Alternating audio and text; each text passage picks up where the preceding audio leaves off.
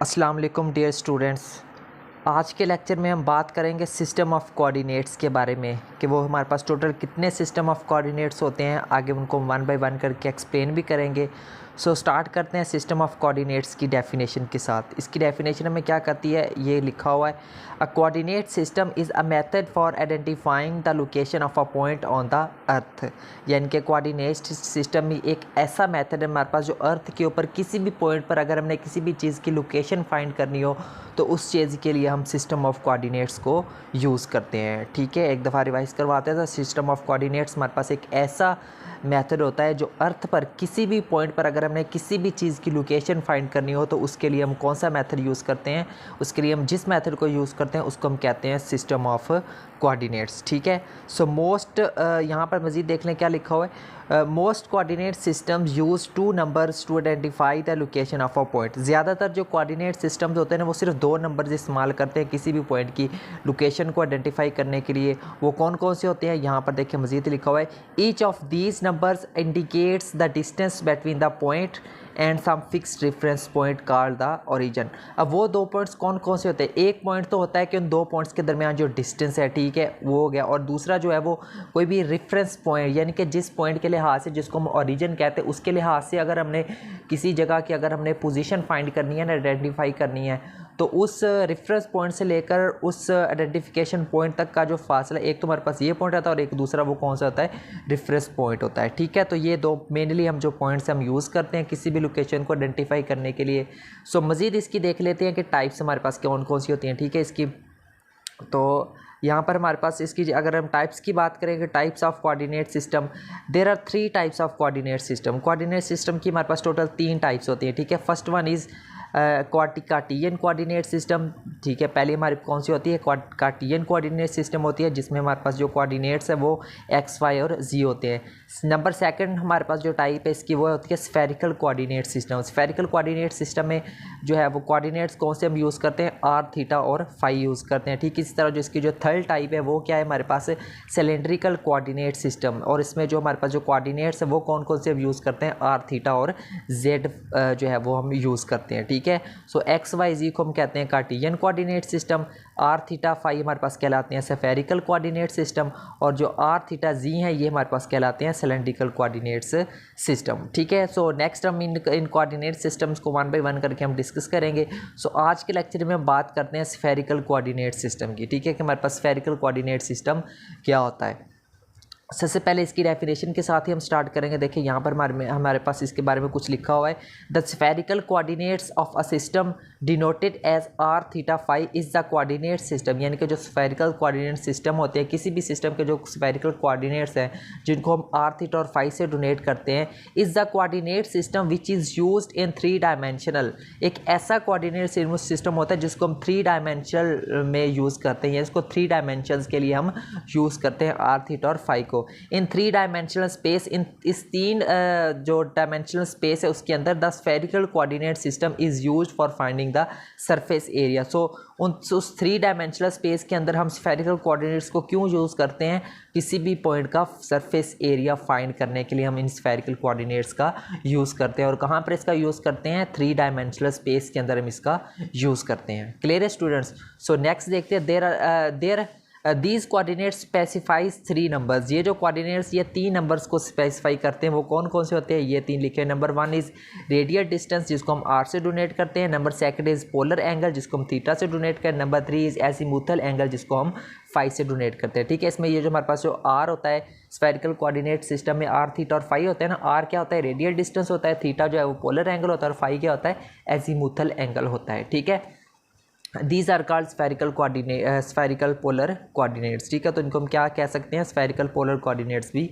कह सकते हैं। अगर इसके हम एक्सप्लेनेशन की बात करें तो एक्सप्लेन इनको कर लेते हैं। ठीक है, यहाँ पर देखिए हमारे पास कुछ लिखा हुआ है, since the spherical coordinates are usually determined by the Cartesian coordinates x, y, z as shown in figure. हम जानते हैं कि जो स्फेरिकल जो कार्टियन, हम सॉरी यहाँ पर लिखना था कार्टियन कोऑर्डिनेट्स जो है वो, ठीक है, उनको हम यूजुअली किससे रिप्रेजेंट करते हैं, एक्स, वाई, जी से रिप्रेजेंट करते हैं। और उनको यहाँ पर हमने फिगर के अंदर हमने यहाँ पर देखिए हमने इसको जो है वो यहाँ पर इसको हमने शो भी किया हुआ है। ठीक है, ये हमारे पास आ गया एक्स एक्सिस, ये आ गया हमारे पास वाई एक्सिस, और ये आ गया हमारे पास जी एक्स, जिसको हम क्या कहते हैं, कार्टेशियन कोऑर्डिनेट सिस्टम कहते हैं, ठीक है। So here r distance from the origin, theta angle made by the line with z axis, theta angle made by y x axis in x y plane, ठीक है। तो ये तीनों यहाँ पे देखिए, ये हमारे पास आर है, ठीक है। ये जो इस तरह ये हमारे पास थीटा मौजूद है और ये हमारे पास क्या मौजूद है, फाई, जो कि हमारे पास क्या है, स्फेरिकल कोऑर्डिनेट्स है, ठीक है। सो नेक्स्ट देखिए, also r breaks into r sine theta and r cos theta, ठीक है। यहाँ पर मजीद देख सकते हैं कि ये जो हमारे पास जो आर है, ठीक है, आर देखो हमारे पास किसमें हमारे पास किन कंपोनेंट्स के अंदर हमारे पास यहाँ पे ये जो हो रहा है वो आर साइन थीटा में हो रहा है और आर काज थीटा में हो रहा है, ठीक है। इसको हम ब्रेक कर रहे हैं, ठीक है। लेट आर साइन थीटा, यहाँ पर हमारे पास जो आर साइन थीटा यानी कि ये रहा हमारे पास आर साइन थीटा, ठीक है। इस r sine theta is equal to p breaks into p sine phi and p cos phi. ये जो आर साइन थीटा है ना हमारे पास, इसको हमने मजीद ब्रेक कर लिया किसमें, इन दो पॉइंट्स में, पी साइन फाई में इसको हमने ब्रेक कर लिया है और साथ में हमने पी कॉज फाई में इसको हमने ब्रेक कर लिया है, ठीक है। उसके बाद देखिए, then from figure, so figure से इट इज़ क्लियर दैट, से हमें क्लियर है कि जो एक्स है उसकी वैल्यू हमारे पास क्या है, हमारे पास जो एक्स है उसकी वैल्यू हमारे पास आ जाती है r sine theta cos phi, इसको हम इक्वेशन नंबर 1 का नाम दे देते हैं। जो सेकंड है y is equal to r sine theta dot sine phi, इसको हम इक्वेशन नंबर 2 का नाम दे देते हैं। इसी तरह जो जेड है वो किसके बराबर आ जाएगा, हमारे पास आर कोस थीटा के बराबर आ जाता है, इसको हम क्या देते हैं, इक्वेशन नंबर 3, ठीक है। तो 3 इक्वेशन हमारे पास आ चुकी हैं। आगे लिखते हैं, by squaring and adding 1, 2 and 3, इन तीनों इक्वेशंस का यहाँ पर हमने स्केयर भी कर लेना है और साथ में उनको ऐड भी कर लेना है, ठीक है। जब ऐड करेंगे तो ये जो हमारे पास जो लेफ्ट हैंड साइड है इसका स्केयर करके इसको यहाँ पे ऐड कर लिया, ठीक है। इसी तरह ये जो हमारे पास साइड है इन तीनों का भी स्केयर करके और यहाँ पर इनको 1 बाय 1 करके तीनों का आपस में ऐड कर लिए, ठीक है। अब ऐड करने के बाद देखिए, ये जो चीज़ है ये तो वैसे ही यहाँ पे ऐसे इमेजिटीज आती जाएगी, ठीक है, उसको लिख नहीं रहा मैं। सो यहाँ पे देखिए, इन तीनों फंक्शंस के अंदर हम कौन सी चीज़ कॉमन ले सकते हैं, definitely r sine square theta हर टर्म के अंदर आ रहा है तो उसको हमने कॉमन ले लिया, अंदर हमारे पास क्या रह गया, ये चीज़ रह गई, ठीक है। इसी तरह हमारे पास और क्या कॉमन आ रहा था, और आर स्केयर कॉस स्केयर भी कॉमन आ रहा है, ठीक है, वो भी हमने ले लिया, ठीक है। एक मिनट, आई एम सॉरी, यहाँ पे थोड़ी सी मिस्टेक हो रही है। ये जो पहली 2 टर्म्स है ना, ये जो पहली 2 टर्म्स है इनमें से हमने कॉमन लिया है r square sine square theta को, ठीक है। तो अंदर हमारे पास क्या रहेगा, sine square theta plus cos square theta. इस तरह यहाँ पर क्या आएगा, दरमियान में प्लस का निशान आएगा, ठीक है, इस ब्रैकेट के और आर स्केयर कॉस, क्योंकि आर स्केयर थीटा ये वाली जो टर्म है ना यहाँ पर हमने लिख दी है, ठीक है। तो दरमियान में प्लस आएगा यहाँ पर, तो उसको आप लोगों ने लिख लेना, ठीक है। अब हमें पता है ये जो टर्म है ये sign square theta cos square theta definitely 1 के बराबर है, उसकी जगह पे क्या आ गया, हमारे पास यहाँ पे 1 आ गया, ठीक है। अब यहाँ पर भी देखिए आर स्केयर है, यहाँ पर भी आर स्केयर है, तो इन दोनों टर्म में से मजीद हम आर स्केयर को कॉमन ले लिया, अंदर हमारे पास रह गया sign square theta plus cos square theta. तो इस sign square theta plus cos square theta की जगह पर इसकी वैल्यू 1 पुट कर दी हमने, तो यहाँ पे हमारे पास जो आर स्केयर है इसको अगर हम सीधा करके लिखे तो ये किसके बराबर आ जाएगा, यही जो हमारे पास स्टार्ट में आई थी term x square plus y square plus z square के बराबर आएगा। अगर स्केयर खत्म करना हो तो दोनों तरफ स्केयर रूट लेंगे, तो यहाँ पे हमारे पास आर की वैल्यू क्या निकल आएगी, square root x square plus y square plus z square निकल आएगी। इसको हम कह देते हैं इक्वेशन नंबर 4, ठीक है। तो आर की हमने वैल्यू कैलकुलेट कर ली है। उसके बाद हमने थीटा और फाई की वैल्यू निकालनी है, ठीक है, उनको निकालते हैं। सो सबसे पहले अब क्या करते हैं, अब हम यहाँ पे लिखते हैं now by squaring and adding 1 and 2। अब सिर्फ 2 इक्वेशंस को ले लेना है, पहली 2 इक्वेशंस को, ठीक है। ये जो 2 इक्वेशंस है हमारे पास एक्स और वाई वाले, ठीक है, इनको स्केयर भी कर लेना है इनकी और इनको ऐड भी कर लेना है, ठीक है। Left hand side right hand side, ये आगे राइट हैंड साइड का स्केयर और उनको ऐड कर लिया, इसी तरह ये आगे हमारे पास लेफ्ट हैंड साइड और उनको हमने ऐड भी कर लिया, ठीक है। सेम यहाँ पे हम इन दोनों में से क्या कॉमन ले सकते हैं, r square sine square theta को कॉमन ले सकते हैं, अंदर हमारे पास ये टर्म रहेगी, इस टर्म की जगह पर हम क्या लिख सकते हैं, 1 लिख सकते हैं, ठीक है, वो हमने 1 लिख लिया, ठीक है। सो यहाँ पर हमारे पास देखिए ये जो r square sine square theta ये किसके बराबर आ रहा है, x square plus y square के बराबर आ रहा है। स्केयर खत्म करने के लिए दोनों तरफ स्केयर रूट ले लिया, तो यहाँ पे हमारे पास r sine theta is equal to square root x square plus y square आ गया, ठीक है। तो इसको हम कह देते हैं इक्वेशन नंबर 5, ठीक है, ये आ गया हमारे पास इक्वेशन नंबर 5। उसके बाद हम क्या करते हैं, by dividing equation number 5 and 3। अब इक्वेशन नंबर 5 को किस पर डिवाइड कर देना, इक्वेशन नंबर 3 पर डिवाइड कर देना। ये जो हमारे पास इक्वेशन नंबर 3 थी, ठीक है, इस टर्म के ऊपर हमने इसको डिवाइड कर देना, ठीक है, जेड वाली टर्म के ऊपर।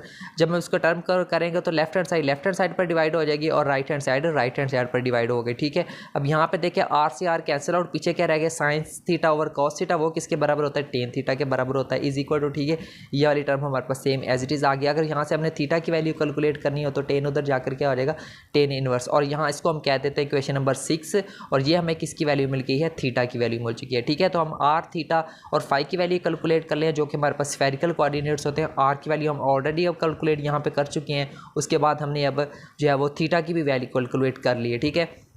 अब हम कैलकुलेट करते हैं वैल्यू फाई की वैल्यू कैलकुलेट करने के लिए हम क्या करेंगे, by dividing 2 and 1। Equation number 2 और 1 को क्या करना है, फाई की वैल्यू कैलकुलेट करने के लिए हमने इन दोनों इक्वेशंस को आपस में क्या कर लेना है, डिवाइड कर लेना है। ठीक है, सो यहाँ पे मैं इनको डिवाइड करते हैं। ठीक है, लेफ्ट हैंड साइड को लेफ्ट हैंड साइड पर डिवाइड कर दिया, राइट हैंड साइड को यहाँ पे राइट हैंड साइड पर डिवाइड कर दिया। ठीक है, अब यहाँ पर देखिए ये जो x over y over x है ये तो हमारे पास यहाँ पे सेम एज इट इज़ आ जाएगा। ठीक है, यहाँ पे मैंने लिखा नहीं है, यहाँ से sine theta cancel out, r से आर कैंसिल आउट। ठीक है, तो पीछे हमारे पास क्या रहेगा, सिर्फ ये फंक्शन रहेगा। ठीक है, sine phi over cos phi ये आ गया। ठीक है, sine phi over cos phi किसके बराबर होता है, टेन फाई के बराबर होता है। अगर हमने फाई की वैल्यू कैलकुलेट करनी हो तो टेन उधर जाकर क्या हो जाएगा, इन्वर्स, तो इसको हमने सीधा करके लिखे और यहाँ पे हमारे पास ये किसकी वैल्यू आ चुकी है, फाई की भी वैल्यू आ चुकी है, जो कि हमारे पास क्या आई है, tan inverse into y over x के बराबर आ गई है। ठीक है स्टूडेंट, तो ये था हमारा आज का लेक्चर जिसमें हमने स्फेरिकल कोऑर्डिनेट्स को डिस्कस किया। अब स्फेरिकल कोऑर्डिनेट्स क्या होते हैं एक दफ़ा रिवाइज कर लेते हैं इसको।